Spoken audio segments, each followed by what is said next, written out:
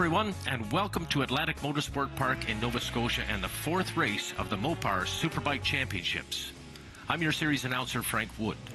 This race is brought to you in part by Dalton Timmis Insurance, Motovan, Magneti Marelli, and Dunlop. And getting ready to send our field off on their warm-up lap. They've taken their initial positions on the grid. We'll send them around on the sighting or warm-up lap, and then we'll reform them in these same grid positions. These, of course, the positions were garnered from yesterday's Dalton Timmis Insurance initial qualifying, and then, of course, the top 10 positions were settled through the Dalton Timmis Insurance Super Bowl. Look at our starting grid there. You can see two rookie pros, White and Lecky. Michael Taylor, not a rookie pro. Stacey Nesbitt, a second-year pro. Moving on to row 3, Tremblay, Daly, and Kazaz, the top 600 rider on his Yamaha YZF R6. Meanwhile, when we move on to the second row, and of course we go 3-2-3 on this narrow track, Michael Leon and his BMW, and rookie pro Samuel Trepanier doing very well in Dalton Timmis Insurance qualifying. He in 5th with his BMW. Then row 1, and these guys are familiar: Zoke, Young, Reedman. A little bit of discussion between Young and Reedman for that second spot, but unfortunately not a threat yet for Zoke, who has a perfect record of poles to go with his perfect record of wins. Well, we'll see how he does this weekend. You know, Ben Young had a wonderful qualifying effort there yesterday, ended up second in the Dalton Timmis Insurance Super Bowl, and he is stoked and good to go, and you know full well that team has got a depth of knowledge and skill behind the young Scotsman. Interesting here, you have a situation where you come off the warmers, you go on your warm-up lap, you try and get heat in the tires, and then you don't want to be the first guy in the grid, so they cruise for the last couple of corners. So it's a little bit unusual. They'll be all in a big, eager rush to get going once they stop. They don't want those Dunlop slicks to cool off too much. Should mention the track conditions, Frank. Lots of direct sunlight on the track. It's holding the heat. Very hot day, high humidity, so this is difficult conditions for the tires and hard on the riders on this demanding circuit. Now, under starters' orders, we'll have the Blue Streak Racing, one of the CSBK officials, I believe that's Andrew Murray, making sure that the riders are in position, and then we do get a good, fair start. Under starters' orders once more, the lights for the Blue Streak Racing starting lights will be on. When those lights go off, that will indicate to the riders it's time to let the clutches out and start this race. From pole position is number 1, Jordan Zoke, right in the middle of the row.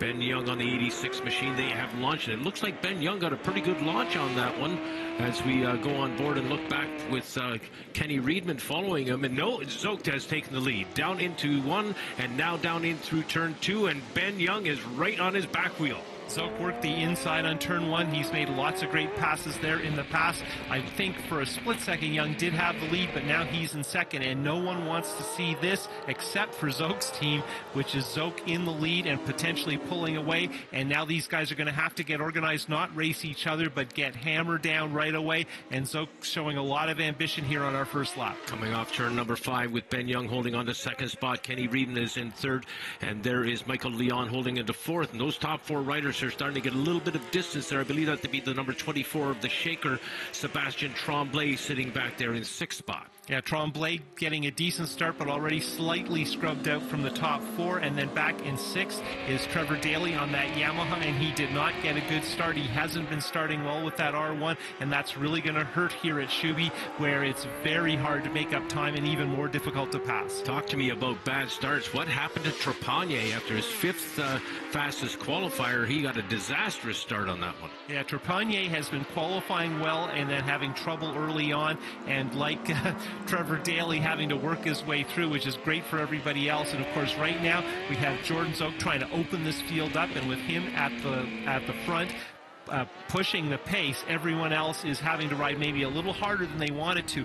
Our previous races this year, our other 3 rounds, Zoke hasn't led initially, and that's allowed the field to sort of settle down a bit before they got riding hard. Now we're riding very hard on the second lap. Zoke knows those Dunlop slicks are working. Here we are in the compression of the bottom of the roller coaster, perhaps the most exciting part of the track, and Zoke definitely pulling away from Young, Reedman, and Leon. Speaking of riding hard, Kenny Reedman is also hard on the gas as well. He is all over Ben Young when left. last seen, and perhaps a battle between these few youngsters will bring them back up to within striking distance of Zoke, who appears to be establishing somewhat of a cushion early in this thing. On board with Young's BMW, looking back at Riedman on that Kawasaki, and Riedman is, as you said, Frank, all over the back of Young. But these two battling is not helping their cause in terms of catching Zoke. And Leon, if anything, is gaining on these two. He's probably a little reluctant to get involved, wondering what's going to happen.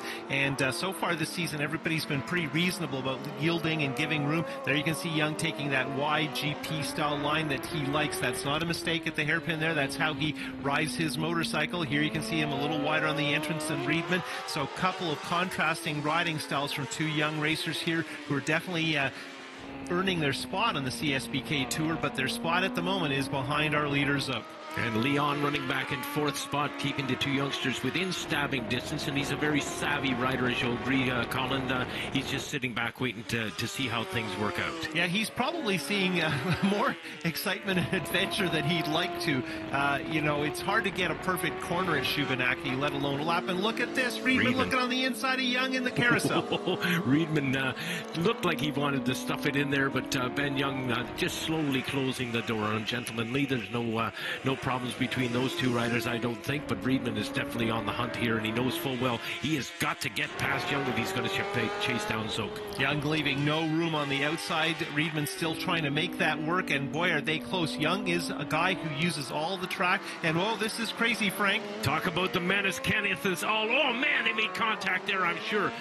Scott built Tim Hortons Ben Young.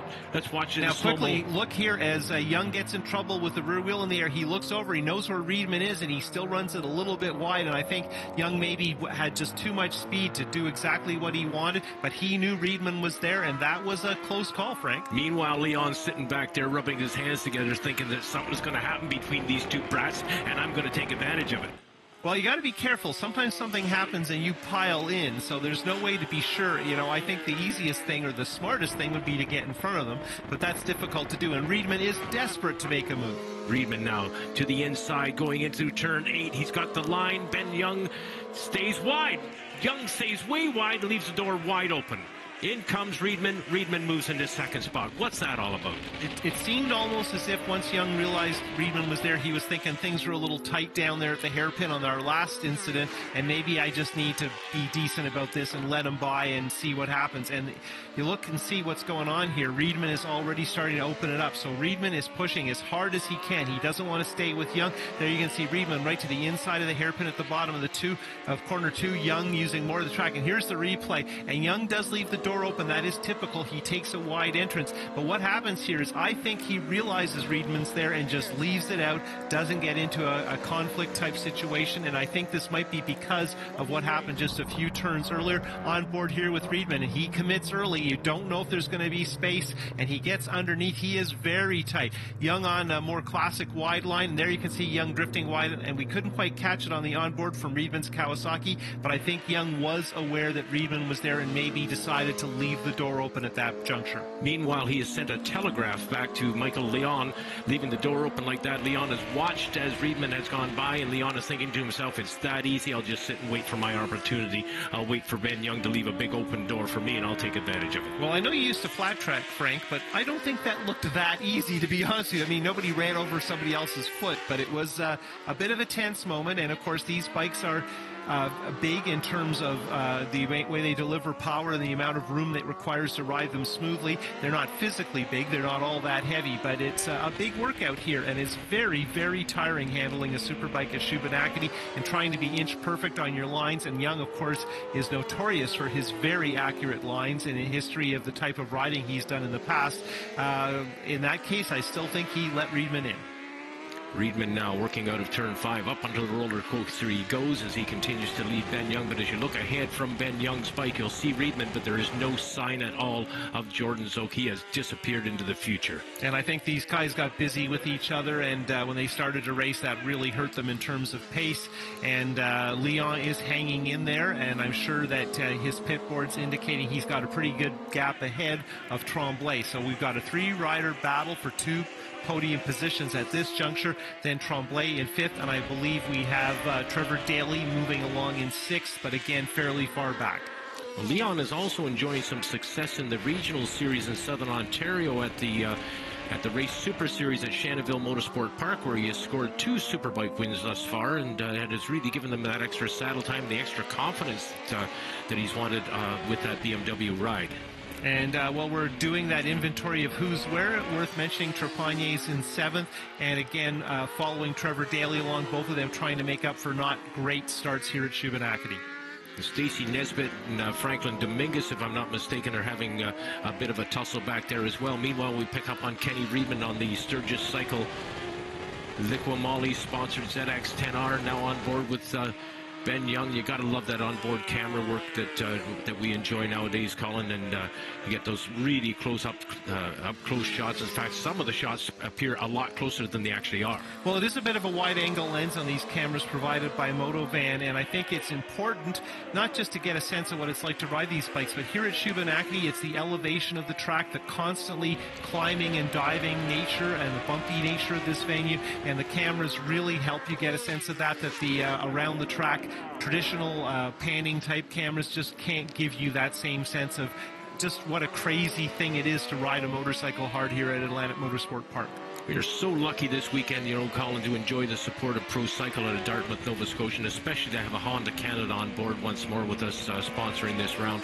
And this racetrack has some tie-ins with Honda that we'll talk a bit about as this race footage goes on. We continue to watch. Now, just now, as they're coming out of turn 5, for instance, Colin, to the rider's left there is a big gravel trap, a catch trap, if you will. And gravel from that trap has been exchanged with the Suzuka track in Japan. So that's the track that's owned by Honda, of course. So this track has a bunch of history about it, and that's just one of the little points. Right, one of the most famous tracks in the world is the Suzuka circuit in Japan, hosted Formula One, all kinds of world championship, and of course coming up at the end of this month is the famous 8-hour Suzuka race, which is arguably the most important motorcycle race to the Japanese manufacturers. So that's an interesting bit of historical footnote here at Atlantic Motorsport Park as we look backwards at Michael Leon from on board with Young, and if anything, Reedman has pulled slightly clear, and now the question is, can Leon do something with Young? And previously we've seen Leon tail various people, but been a little bit careful perhaps in terms of making a move. There you can see a nice inside line at turn 2, and of course Young likes that wide line, so maybe Leon's trying to figure out how to exploit the gaps he sees. And it is sort of typical of Young that he doesn't close the door, because to him that's losing speed. He keeps those wide classic lines, and it is possible to make a move work, but I want to make it clear, it's not like he's going slow. And he will most certainly be getting the messages from pit wall as well. If he can't hear, or indeed in his peripheral vision at times see Michael Leon, he will definitely know that he is there. As we follow Young off the back straight, holding 3rd place, last podium position right now. Worth mentioning, he had not been to St. Eustache, our previous venue before. He has never been to Atlantic Motorsport Park, and here the key is not necessarily results, it's just getting the laps and getting comfortable, so the next time you come back, you've got a lot more confidence. So an effort like this, although maybe not what Young's hoping for at this point, given how well he's done so far, is still a very, very strong result. He's in the mix for the podium, and that's a strong showing. But of course, because he's done so well early in the year, even at tracks he doesn't know, I think he, like Reedman, is just desperate to beat Zoke to get that first career pro national victory in the Superbike feature class. Well, Young, as you mentioned, a lot of saddle time on GP bikes. That's where he gets those long sweeping lines from. He's also ridden in the British Superbike series on board super stock machines, and he raced, as you well know, in the United States of America in the Moto America series, and it was in that series under adverse conditions in the rain that he scored his very first podium. And Colin, you know full well how that first podium appearance can sometimes light an inner fire, and I think Ben Young still got that in him. I think there were a lot of questions about Young and how he would do first time in a Superbike, first time at a lot of our tracks, and we've definitely answered the question. Ben Young is a player, he is confident, he is capable, he can do the lap times. So the next step, and this is where Reedman was last year, is can you race Zoke? And both of them have raced Zoke, but not successfully so far. And of course, after tomorrow's race, we go on to Canadian Tire Motorsport Park, a track where it's very hard for anyone to get clear, let alone Zoke. And I think everybody's hoping that that's going to be the place to break this incredible chain. If things go according to plan for Zoke today, it'll have been basically 2 years since he was defeated in a race, and the last time was 2 years ago at this track by Jody Christie on a Honda. Well, on this track, on this particular Saturday, nobody's racing with Jordan Zoke, and the rest of the riders, Kenny Reedman, Ben Young, and Michael Leon, the others, the trio that are in pursuit of Zoke don't even have sight of him, so Zoke has definitely got a real game plan working for him today. And Reedman isn't that far in front of these two, but it's far enough at this track, and it's so hard to ride the bike consistently, to not make mistakes. It's impossible not to make mistakes, but what you don't want to do is lose your rhythm or get off your pace or lose a second and a half rather than a second, or get bogged down in terms of being off your rhythm for a lap or two. So everybody's really feeling the need to be ultra disciplined, and it's hard to explain, but at this track there is no time to rest. Reading your onboard timer, pulling a tear off for a clean view from your visor, these are things at most tracks you take for granted. This track, you have to psych yourself up to find the gap, to open up the time, just to do the most simple race things as we get the halfway markers from our starter, Chris Chappell. Lap number 12 now that they're working now as we pick up on Ben Young once more down into turn number 2, and Reedman holding on to a very lonely second spot there. The action truly is this race within the race between the veteran Leon and the rookie Ben Young. Now working out of turn number 3, they're going to head down into 4, up and over the hill, and down into turn number 5. And this is a challenge to find the smooth line, and it's impressive that Young does swing a little wider generally than most people, which is more what the locals do. So he's exploiting that line, hopefully not exploding it. And here the key is, can you hold your bike wide open on the back straight?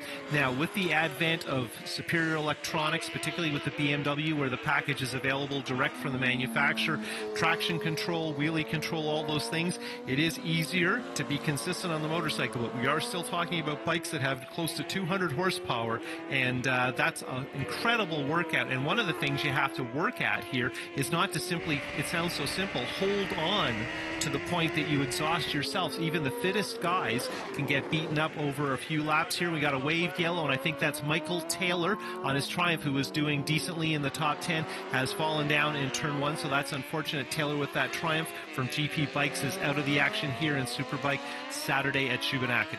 Well, trusting he's all right. Leon now slightly off the pace of Ben Young. Looks like he's fallen back a couple of bike lengths here as we go on board with Michael Leon for just a moment and look at Ben Young heading down into turn number 5. Soak continues to lead by a big margin. It looks like we got a battle starting to heat up now between Franklin Dominguez out of Montreal on the 711 machine and the Shaker on the Moto Nation and Moto Laval sponsored machine of Sebastian Tremblay. And that's Stacy Nesbitt on her Honda 600. So actually that's Derek White, Franklin Dominguez, and Stacy Nesbitt. So I think this is 9th, 10th, and 11th. So we're in the money, in the points. And these people are probably deep in that battle, not to beat yourself up, not to wear yourself out, trying to hang on to a bike over a race distance at Shuby. Typically the pace drops off a fair bit near the end, but this season in the series, the pace has been much higher. So it'll be interesting to see who can maintain it. White, rookie pro, Dominguez, a veteran, Stacy, second-year pro, Rookie Pro of the Year with the Brooklyn Cycle Award last year was shared with Thomas Kazaz. So all three of these people attracting some attention, decent results, good solid riders in the series.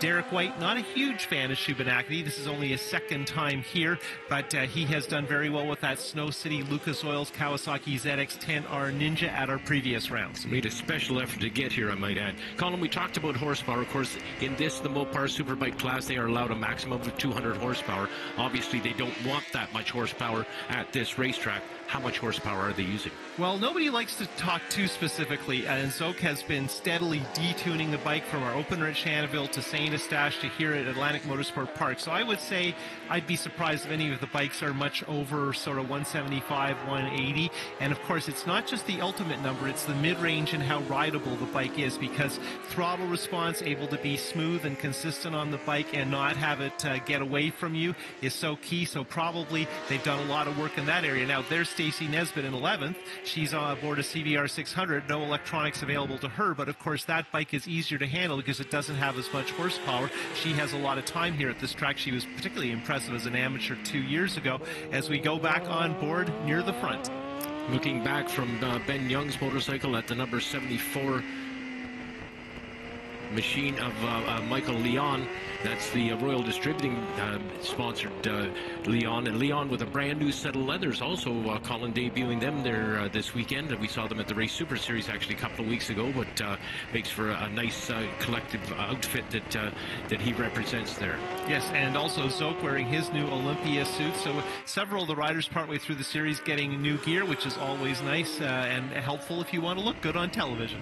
We talk about the controls on the motorcycles, and I want to reflect all the way back to the start of this motorcycle race where I wondered what happened to Trepanier, and recall a conversation off mic, Colin, about riders not having confidence in launch control. Can you touch on that? Yeah, it's such a personal choice. Most of these bikes come with some version of launch control, but it's hard to have the confidence that it's going to work, it's going to do what you want. And what tends to throw people is they want to be very aggressive with the clutch and the throttle at the start, and launch control forces you to behave yourself. And I have had the experience several times of being somewhat embarrassed of not being able to overcome launch control on modern sport bikes at motorcycle launches with new product stuff. So I hate to say it, but I would say most of the time the launch control is the way to go, but it just seems too conservative an approach, and you think to yourself, oh, I can beat that, but it turns out really you can't. And when you watch any kind of professional racing cars or motorcycles these days, you see the drivers and riders trying to figure out all those details of launch control. BMW and Kawasaki certainly have a very sophisticated system that I think works very well, but if you don't trust it or you don't use it, well, then it's you in the clutch and the throttle, and it can get pretty exciting. And good luck to Michael Leon, as he now has become a factor once more. He dropped back a bit from that battle with Ben Young, but now is within distinct striking distance of Ben Young as they head up into turn number 10. Now coming up into turn number 11, this is Canfield Corner, named after Jack Canfield, one of the builders of this racetrack, and Canfield has been nominated, matter of interest, into the Canadian Motorcycle Hall of Fame this fall. Leon getting a bit of a twitch out of the back end, heading down into one.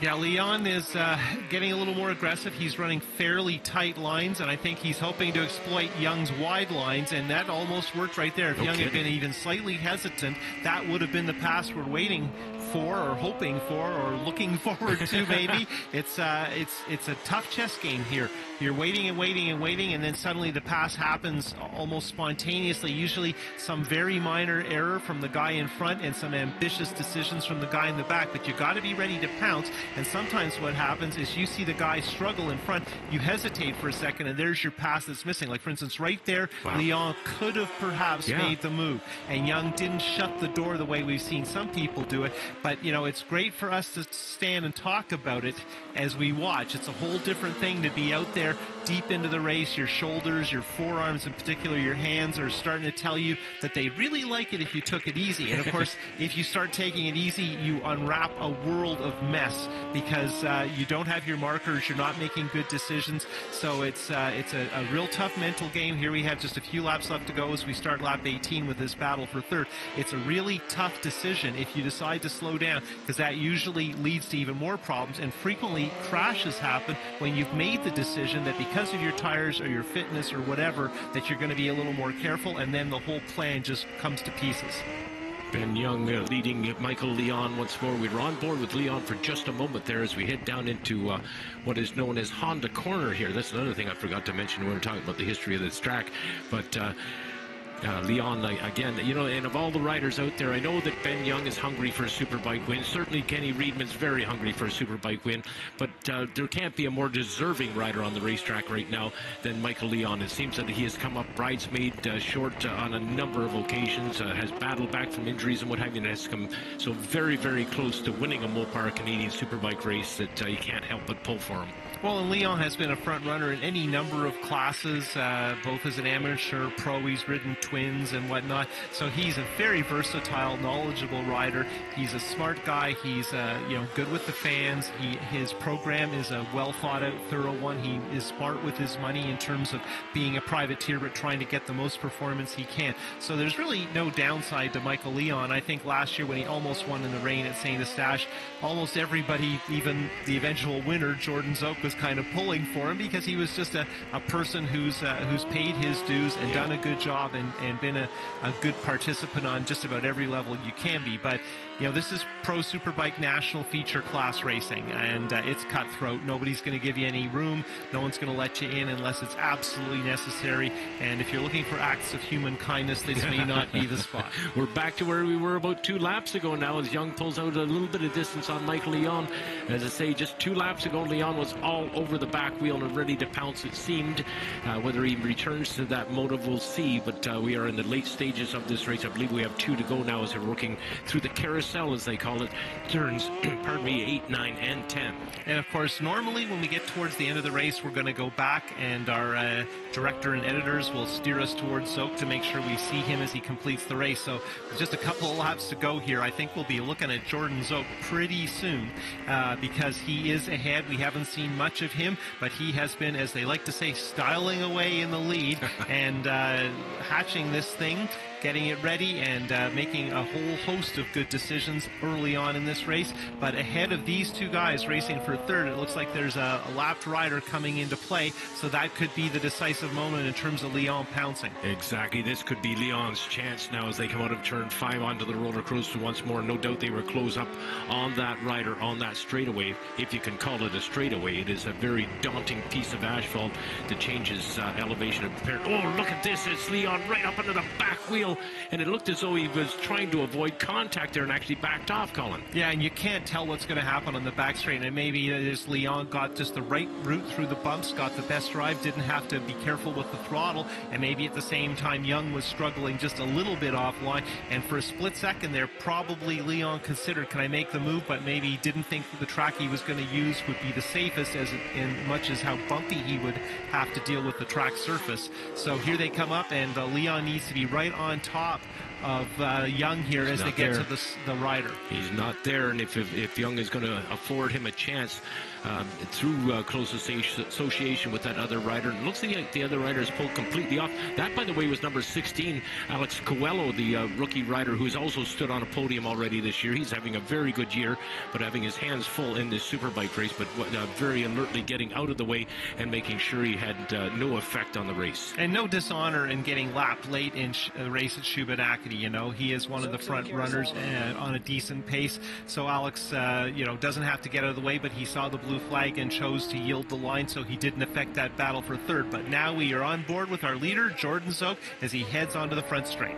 The master doing yet another one of his outstanding performances. Last lap, flag goes out, and the smile starts, I'm sure, on Jordan's face. He'll get a bit of a smirk on, knowing it's not quite in the frying pan just yet, but definitely well on his way to what, now if he brings this home, this will be race win number 55, if I'm not, 56 as a matter of fact. Well, Frank, I would have to say that the frying pan is just about finished. It's been in the frying pan for a long time. I think the plate is out, the cutlery is ready, all the condiments are spread out on the table. I think this one's coming out of the frying pan any second now. What an outstanding performance here today, and as I commented earlier on, totally unexpected, after that really, really close qualifying that we saw right throughout the whole session, the initial 25-minute session, and then the final 15-minute session for the top 10 riders in the Dalton Timmis Super Pole. All of the lap times were so very, very close. Who would have anticipated a runaway win by the People's Champion like he's putting on today? The man is perfect out there today. Very hot, sunny, humid conditions, a real challenge, a real workout. Jordan Zoke is by no means the youngest rider in this field, but man, has he been impressive here today at Shubenacadie. And just watch as the checkered flag comes out. Done deal. Zoke has won the first round of the racing here in the Mopar Superbike class. I'll go at it again tomorrow, and we'll see what happens on that day. But on this day, it has been all Jordan Zoke. So that's the first part of our doubleheader. That is the 4th consecutive victory for Zoke this year, and the first time the last time he was defeated was 2 years ago here at Shubenacadie. So he is running the table to a degree we have never seen before in the CSBK series. There you can see him heading out for his well-earned victory lap. Catch his breath, relax a little bit, have a look around at all the fans. It's always fun here at Shuby. So Zoke clear from Riedman, who gets away from Young, who holds off Leon. Meanwhile, Daly charges up on that Yamaha after not a great start, and probably the best effort so far by the new R1 in the hands of Trevor Daly in our series. Tremblay a very safe 6th, Trepanier working up to 7th, Kazaz top 600 class bike in 8th on his Yamaha from Derek White, who holds off Dominguez, and Stacy Nesbitt, who was 11th on her Honda CBR 600 Double R, and those were our front runners here at Atlantic Motorsport Park. Let's go to the podium. First time here, so it was hard to get the race distance before the race, just with the sessions we had in the heat. So we were a bit in the unknown zone, and you know, it was a long race, and I tried to stay with Jordan at the start and then try and hang with Kenny, which I was able to for a few laps. And then my right arm was just locking up, and I did everything I could to be here. Thanks to everyone for coming out, and we'll see what we can do tomorrow. How does this race compare to the earlier one here today? Was this a little bit harder for you? The race was about the same, only I was in second instead of first. So same kind of thing, just kind of sorted out and got into a comfortable pace and just tried to keep it there. You know, even towards the end, I kind of decided that I wanted to stay in the 9s all race. I saw a couple 10s come up, and I was a little bummed. So worked hard to push in the 9s all race long, and felt comfortable doing that. I, you know, really was thinking about the setup of my motorcycle, and I'm going to talk with my team, and we're going to work to improve the setup for tomorrow. I don't normally get the whole shot, and I normally try to you know, settle in and see things out a little, but I got a great launch, and I went right on. This is perfect. I'll take it, and because it is a tough place to pass, and you don't get a break out there for 22 laps. You know, the only place I even pull a tear off is actually in the carousel on my knee. It's a tough, physically demanding track. I was going to say, you get it all again tomorrow, so I'm sure it'll be a little tougher tomorrow. These guys will do their homework tonight, so I'm looking forward to it. Your Mopar Pro Superbike winners: 3rd place Ben Young, 2nd place Kenny Reedman, and 1st place #1 plate holder Jordan Zook. After 4 of 7 races with the second part of our doubleheader tomorrow, Zook has a pretty commanding lead over Reedman. Meanwhile, Young has had a good rookie season in the series from Leon, Tremblay, Trevor Daly on his Yamaha, Trepanier and White, both rookie pros, Dominguez and Kevin Lacombe, who sat out this round. That wraps up the opening race of our doubleheader from Atlantic Motorsport Park. Join us next time for the second race from Shubenacadie. On behalf of the entire Mopar CSBK crew, thanks for watching.